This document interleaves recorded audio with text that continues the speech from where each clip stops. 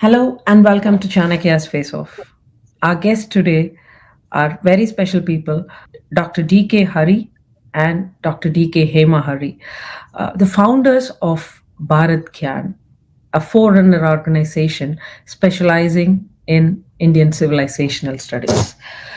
BharathGyan was started 25 years ago with the with the sole aim to spread the awareness and knowledge about the Bharatiya tradition and the civilizational history of Bharat.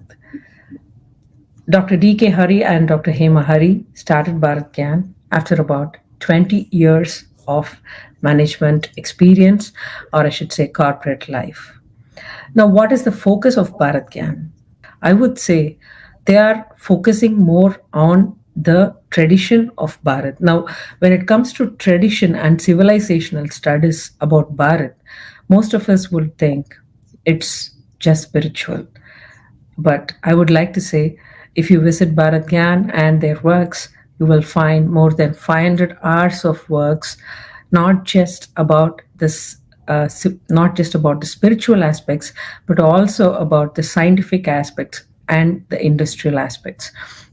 In specific, you would learn much about how water management was done in India, how agriculture was carried out, what was the education system, what is the role of women in the society, and much more questions. And I take great privilege in welcoming Dr. D.K. Hari and Dr. Hema Hari. Welcome to Chanakya. Welcome to Chanakya, sir. Namaskaram. Thanks for inviting us. Good to be here on the program. Thank you so Thank you, much. sir. Thank you. It's a great privilege. Sir, there are a lot of topics to discuss with you, but to take this long journey, I want to start with the first aspect of Bharatiya civilization. When we talk about civilization and civilizational studies, the first thing that comes to mind for any of us is about how what was the way we have what are the ways that I should say we have used in handling our day-to-day activities. In short, we have a Gregorian calendar now. What was the calendar used by our ancestors, and how did they maintain time? I just want to hear from you. Can take us through the journey and explain to us what was done in Bharat for timekeeping and for calendars and other things. Good question. Thanks for asking this question right at the front. You use the word civilization. See, it comes from the word civil, civic, civilized. Civis, which means people living in a city. The word city itself comes from that. So, Nagaratla irukavanga. So that is the Roman, Greco-Roman, European concept that it is. So now we generally use the word civilization. That's the point. Now, one of the key important factors for civilization, apart from a civil house, city, all those things, town planning, is you also have a calendrical system. Very important. And a calendrical system is a very advanced system in most civilizations of the world. But in that advancedness of the system, the Bharata system of calendar is actually very, very advanced.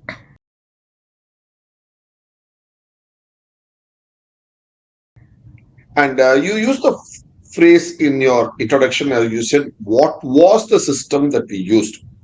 So the term was actually in past tense, but it's actually the Bharata system, calendrical system, is being followed even today in all the Bharata systems.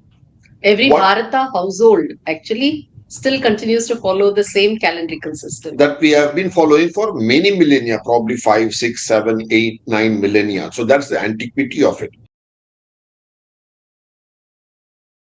When you mention the term Gregorian calendar, the idea that is a term Gregorian calendar and the exact calendrical system, the Gregorian calendrical system, is about 500 years old.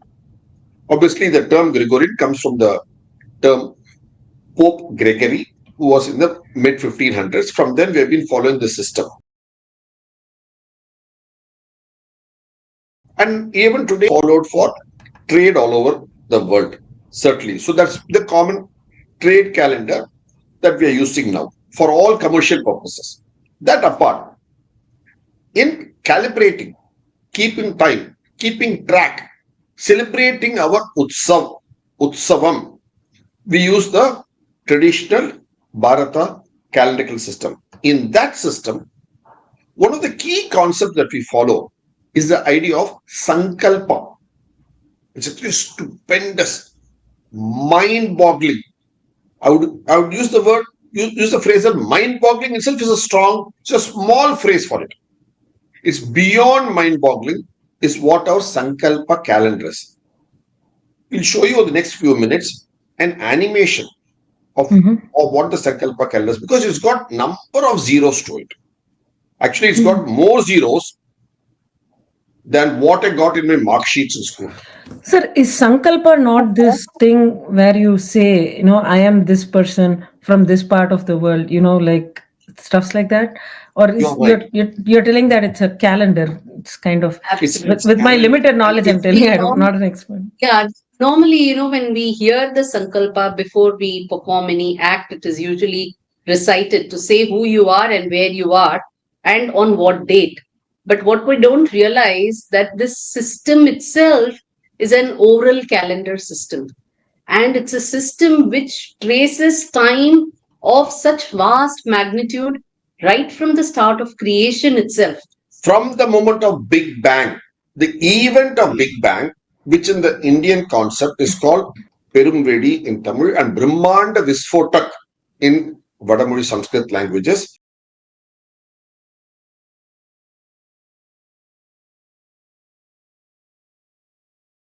So we are calculating time, the ticking of time, from the moment the Big Bang happens. That is what the Sankalpa calendar is, what we will see now beautifully by way of animation. Perfect, sir. We'll share the animation with you now. So when you see the Sankalpa, what do you say? Brahma Dvitiya Pararde. That's the second Parartha.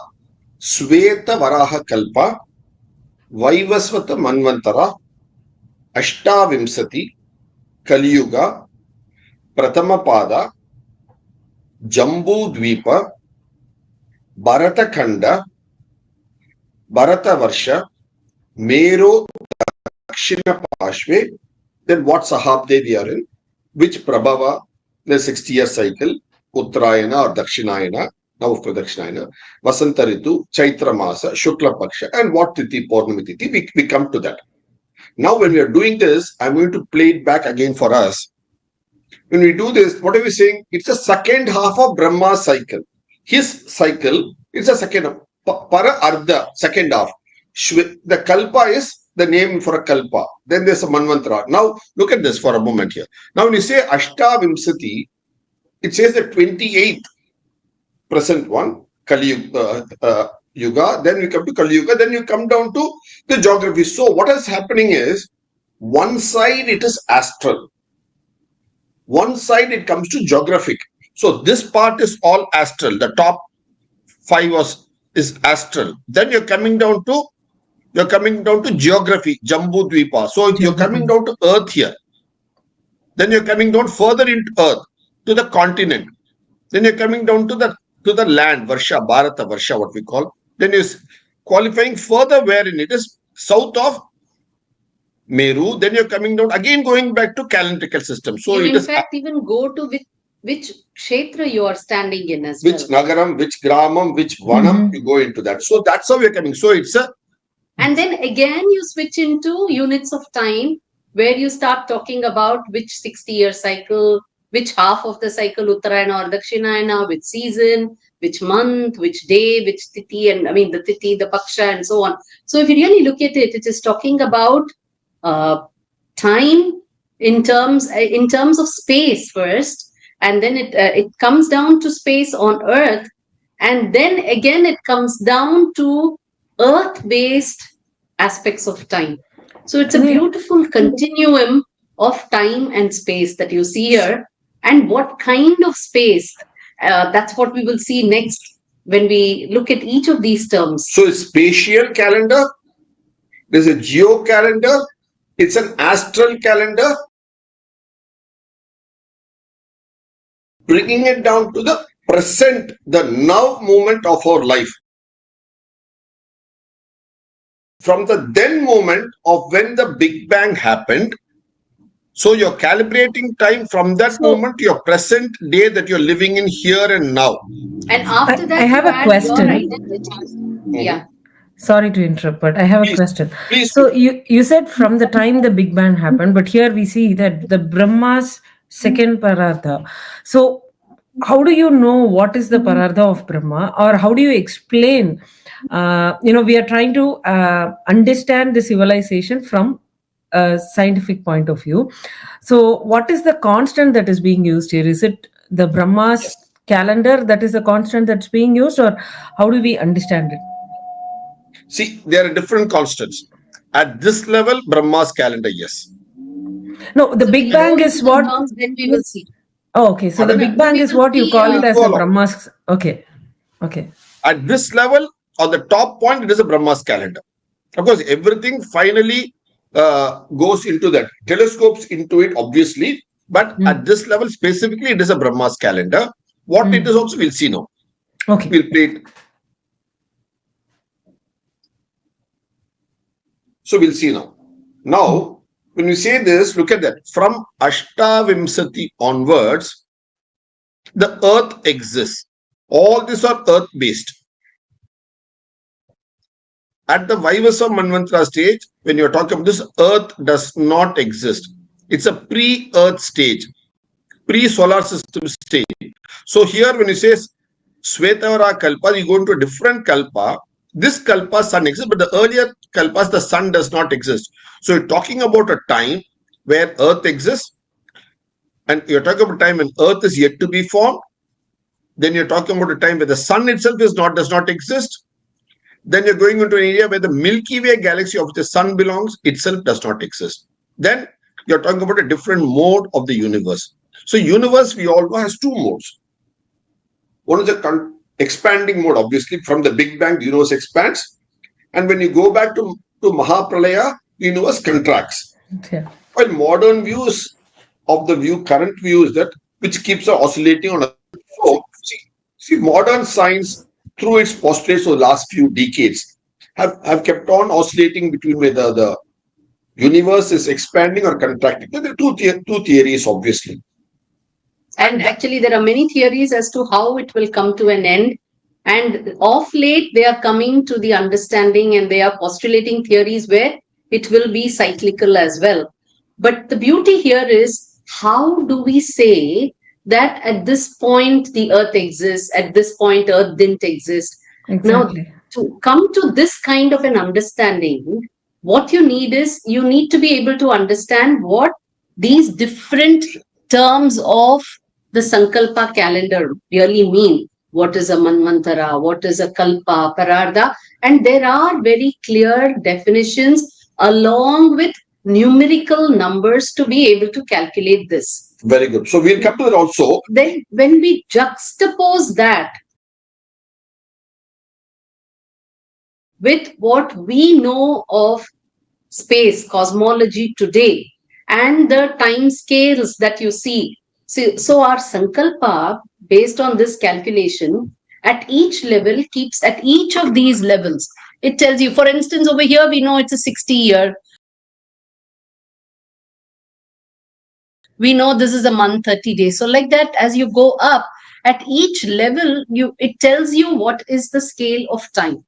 And when you compare it with our understanding of cosmology as we have understood based on science, evolution of science, in the last few centuries especially, you will find that these scales correspond to the lifespan of Earth. These scales correspond to spans beyond Earth, beyond galaxies, and so on. So that is how you're able to correlate and see that this particular way of expressing time transcends so many cosmological events and cosmological evolution itself, and goes all the way back to the start of the cycle, the current cycle of creation. I'll just take what Hema has explained so well. I'll just take one simple example to explain. In the last couple of decades, Now we come to express very clearly, especially in the last decade or so, in the last couple of decades or so, we very clearly come to express in modern cosmology that the sun is now completed 27 revolutions around its parent galaxy, what we call the Milky Way galaxy, and it is now on its 28th revolution around its parent galaxy. This is modern day science cosmology tells us that this is the 28th revolution of the sun around its galactical hub. So this is what we get to see. We'll show you an animation also of it. That's what it's just a decade or so knowledge. Whereas look at our traditional knowledge of Sankalpa going back many millennia that we've been repeatedly saying it, where we say Ashtavimsati, meaning the 28th Chaturyuga. So we are in the 28th cycle. Mm-hmm. So this knowledge that the sun is doing its 28th revolution is embedded with no ambiguity in our Sankalpa calendar in the sequence that it comes after the sun is formed.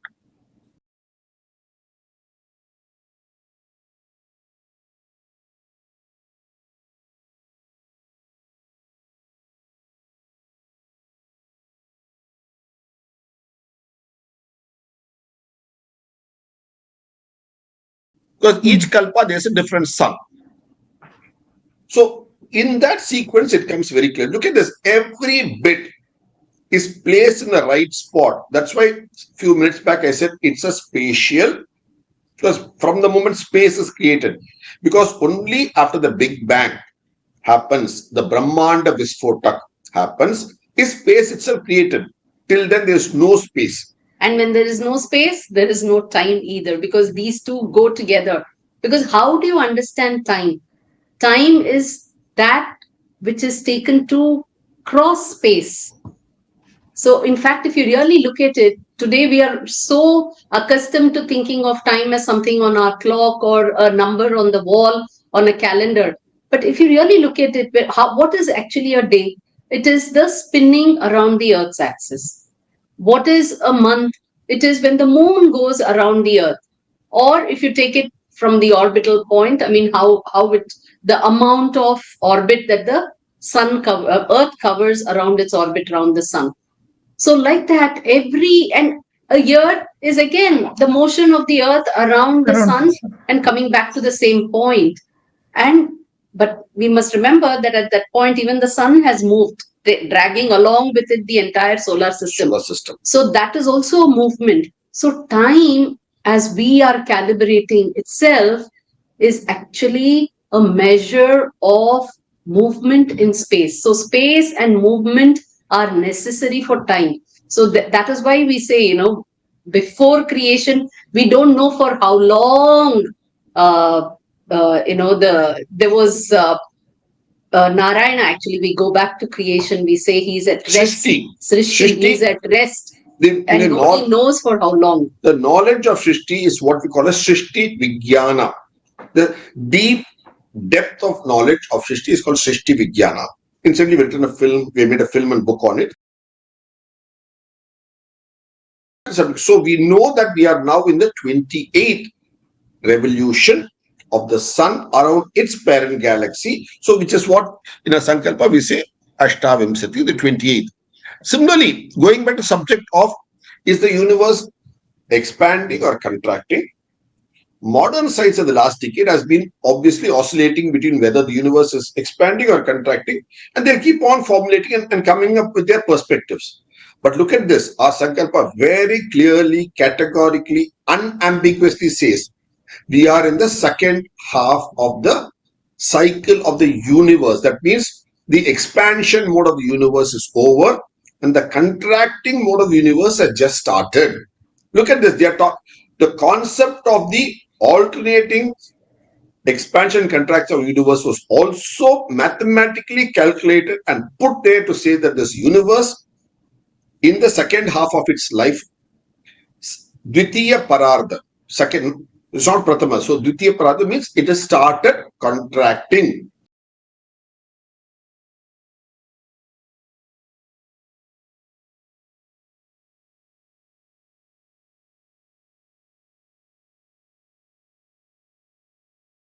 So that scientific postulate also is clearly embedded here. Now, having said this, we go down a little bit. We all know that we have a 60-year cycle.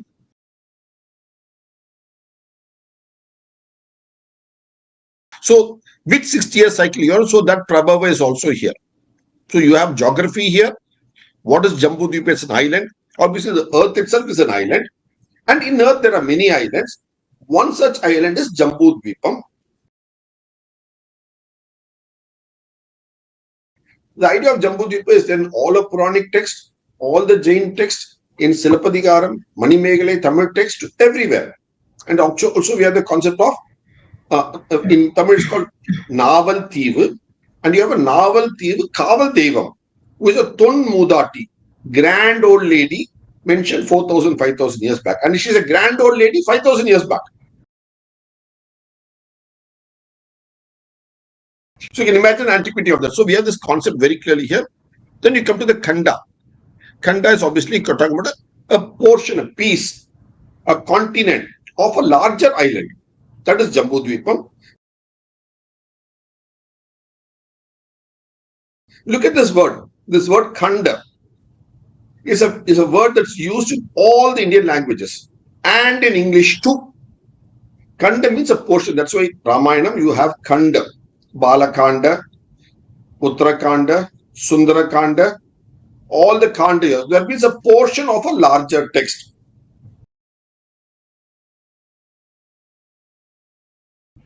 Similarly, in Tamil language, when you want to chop somebody or chop something to pieces, what do you say? Kandan Thundama Vettanam. Similarly, in Maharashtra, if you go, the Shiva divinity is venerated as Khandoba because he's got a knife in his hand. There's one form of Shiva where he's holding a knife, and then that particular form of Shiva is called Khandoba, and sword is called Khadga. Sword that which chops. So this idea of Kandam being a part of a larger unit, and the larger unit here is the Jambudvipa. In that larger unit, you have a portion which is called Bharathakanda, and in this Bharathakanda, you have a region, a land, which is called a region, a land extent, which is called Bharata Varsha.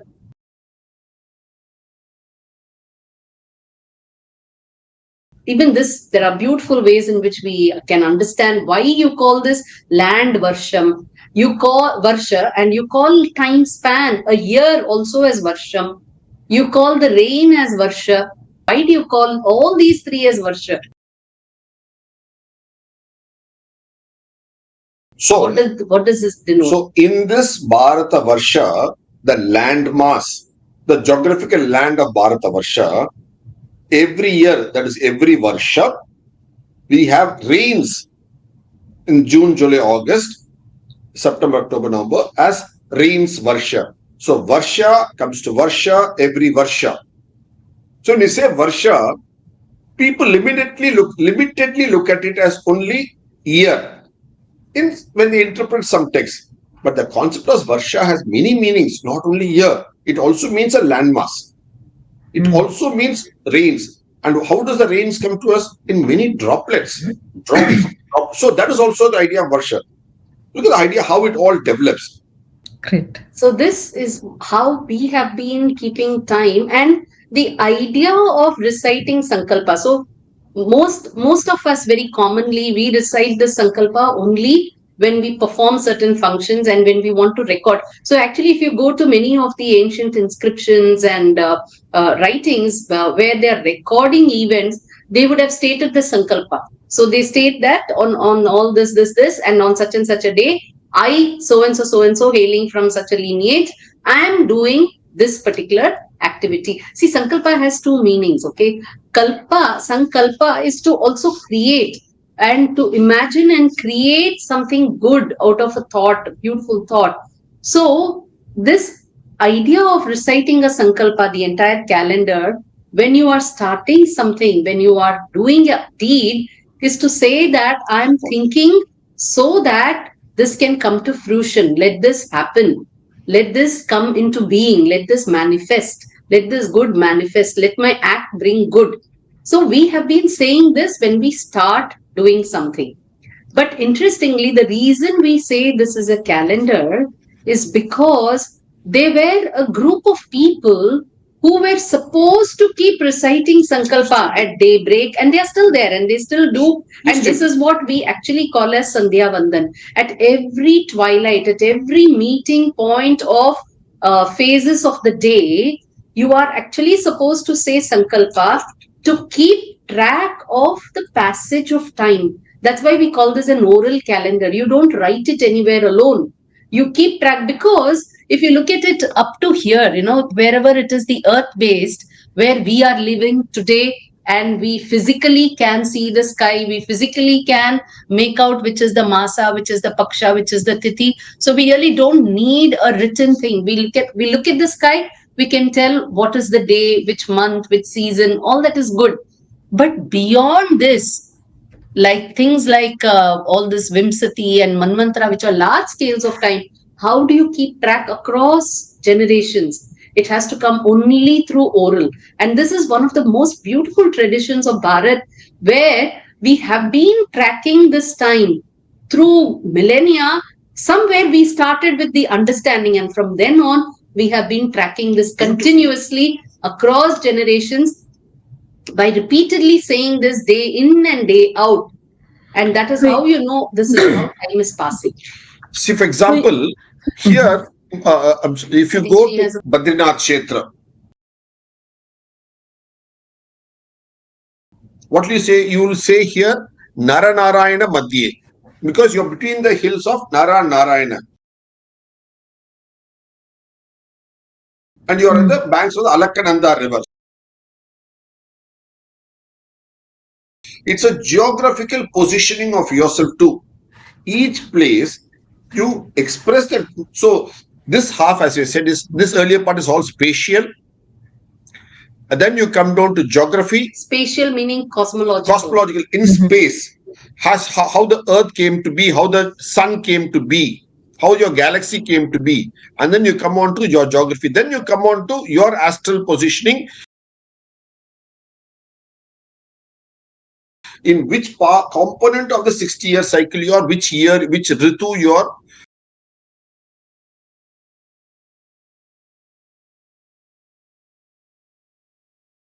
So look at, and again you come back to geography to say you are in this position. And this holds good for the world, whether you're in Afghanistan or you're Burma or the US, everywhere this is, in Australia. Because you will be describing as per your local position and your local condition of day, night, and so on. See, for example, Uttarayana, you'll say here. Whether when you go into the southern hemisphere, obviously you'll have to look at it from the southern hemisphere perspective. So it's so specific geo-positioning. So today, actually, we use IST, GST, and EST, and so on, right? To tell you. So if I say 10 a.m. and I say EST, then I know it is 10 a.m. at East Coast.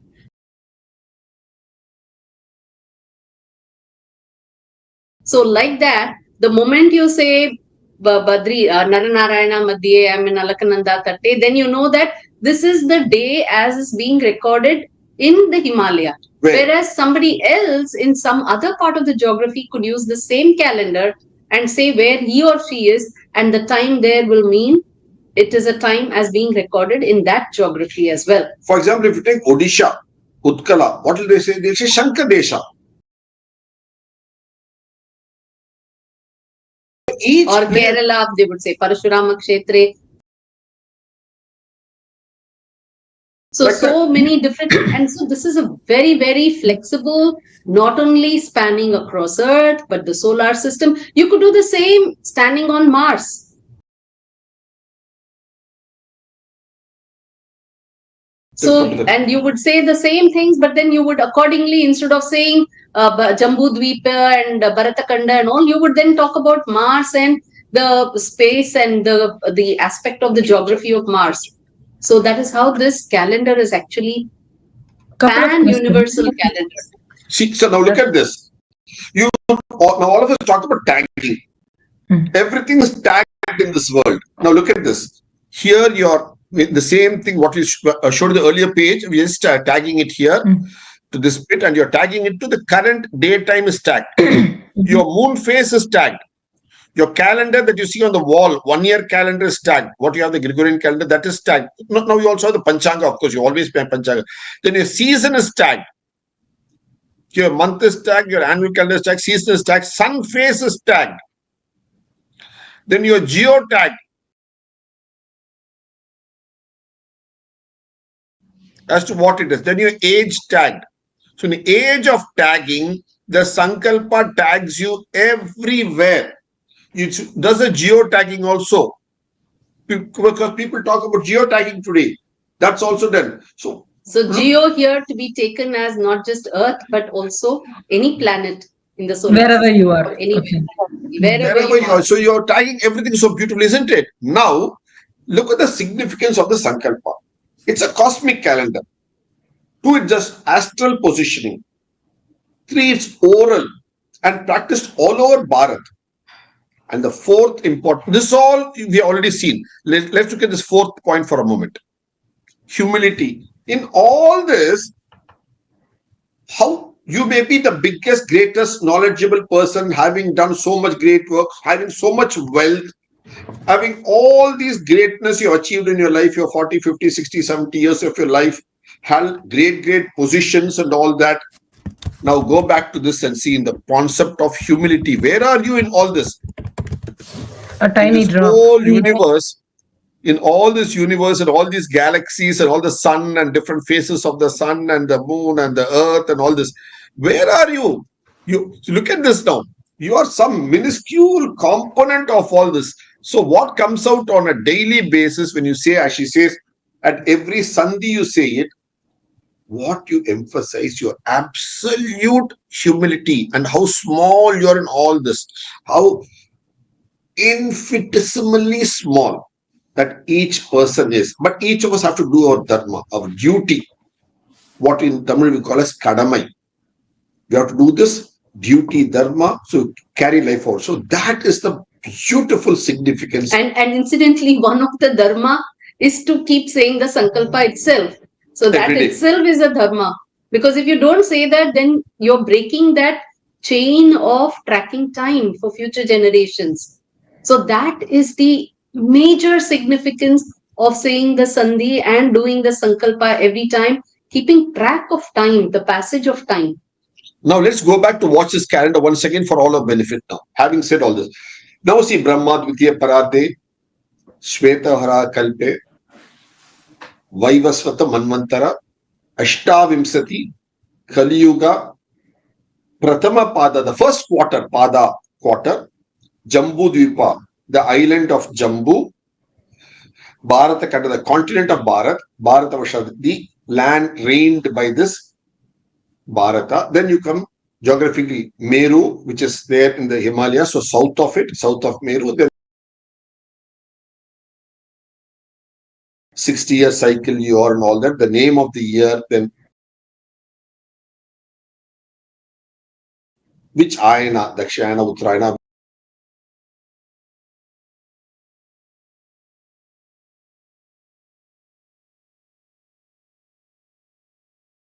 which of the 6 Ritu, because West is used to 4 seasons. That's why you got the 4 seasons hotel chain.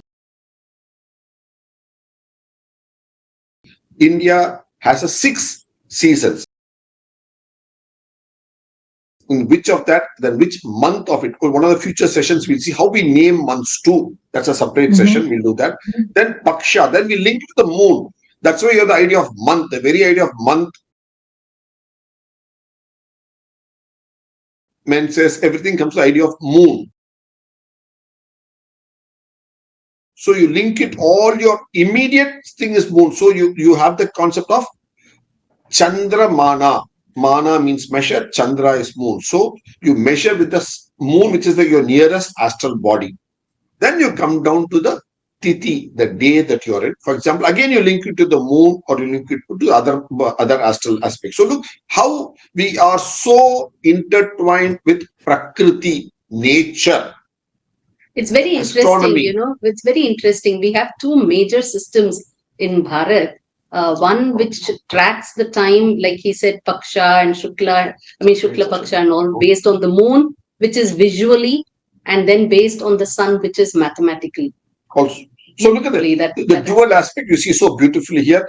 This is the idea of the very briefly explained in a few minutes about the idea of Sankalpa. Of course, it goes lot Actually, if you see in this animation, you will see that we are actually telescoping inside into, right from, assuming if you were starting from the point of creation, you're telescoping right into the galaxy where you are actually standing. See, now you're seeing the sun. Now you're seeing all the other planets in the solar system. You're coming down to the planet. Then you're zooming in on Earth. When you say Jambudvipa, then you're zooming on a continent. Then you're zooming on the place where you are. Then you're coming down to doing your regular puja to the Surya Deva that you can see. This sun is the divinity because the earth comes from the sun. So that is our parent for the whole earth. So that is how the Sankalpa calendar has been devised and then designed and used by us on a daily basis to keep calendrical time of not what you see on the wall clock or what you see on the wall that you tear off every year and put a new one as we see from January. It's of the moment the creation, Shishti, happened itself. The Perum Vedippu, the Big Bang. From that moment, we are seeing this calendrical system so beautifully brought down to this day and being repeated all over the land by people right from Kashmir to Kanyakumari on a daily basis, keeping the context of their season, year, geography, and all that goes with it. Thank you.